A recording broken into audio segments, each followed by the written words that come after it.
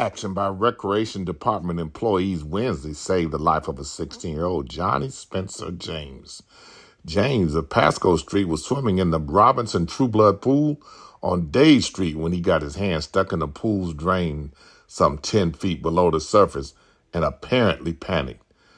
"I saw him go off the diving board. When he didn't come up after a reasonable time, I became concerned," said pool manager George Ellis.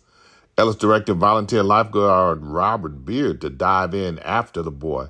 Beard went down but was unable to release the boy from the drain. It wasn't until the second time Beard dove down that he was able to free James.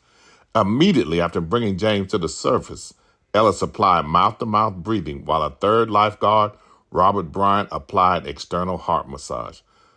Within a matter of minutes, James was breathing again. The Tallahassee Police Department and Tallahassee Fire Department arrived shortly thereafter and took charge. James was taken to Tallahassee Memorial Hospital, where he was treated and released. Randy Truesdale, city recreation manager, praised the efforts of the pool employees. "I'd like to personally commend on behalf of the city, Roy Beard, George Ellis, and Robert Bryant for their quick reaction to save the life of Johnny James. It was their quick thinking efforts in pulling James from the pool and giving him mouth-to-mouth breathing first aid that saved the boy's life." George A. Ellis is a man who unselfishly dedicated his life to swimming and teaching others to swim. Doesn't sound like a real big deal now, but there was a time when there was a large part of the community that did not want black people to swim or to swim in the pools that they swam in. A Tallahassee Democrat article written February 11, 2001 by Gerald Inslee talked about the pool reflected changing times.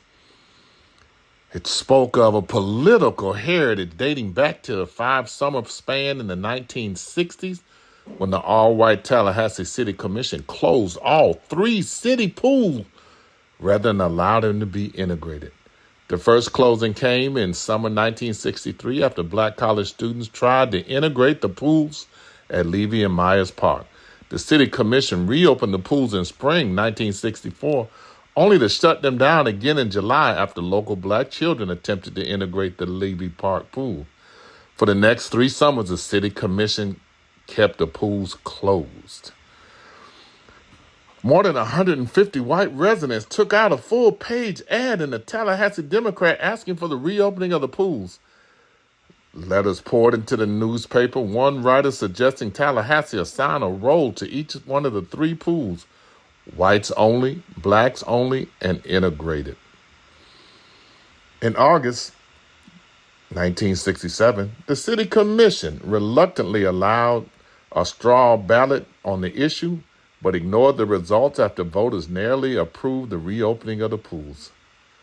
Finally, on April 9, 1968, 5 days after the civil rights leader Martin Luther King Jr. was assassinated and riots erupted in Tallahassee, the City Commission voted 3-1 with 1 abstention. Yet, for many, Robinson Truesdale Pool is best remembered for happy times.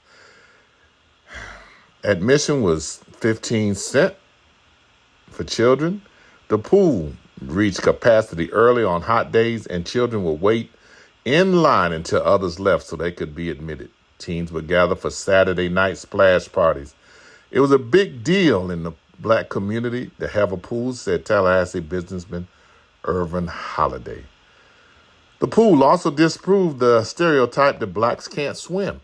Thousands of black children took swimming lessons at Robinson Truesdale, which offered local black residents their first opportunity for formal instruction. The Day Street Dolphins boys and girls swim team competed all over the state against other black swim teams, winning the Orange State Championship for the late 1960s.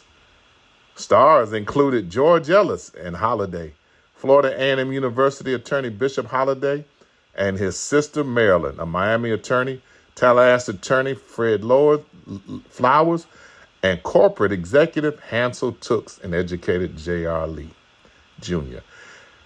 Our George Ellis went on to star on the FAMU swim team, then served as FAMU swim coach from 1969 to 74 and from 1981 to 93. A member of the International Swimming Hall of Fame, George Ellis was one of the first black water safety instructors in the Southeast, and he trained dozens of young men and women to be certified trainers. Even with all of that going on and all the things that he was involved with, that he was still able to save a young man's life in the swimming pool. There are so many different things that he's done, and we're going to just take a few minutes to just highlight just a few of them so that you will know a little bit about the history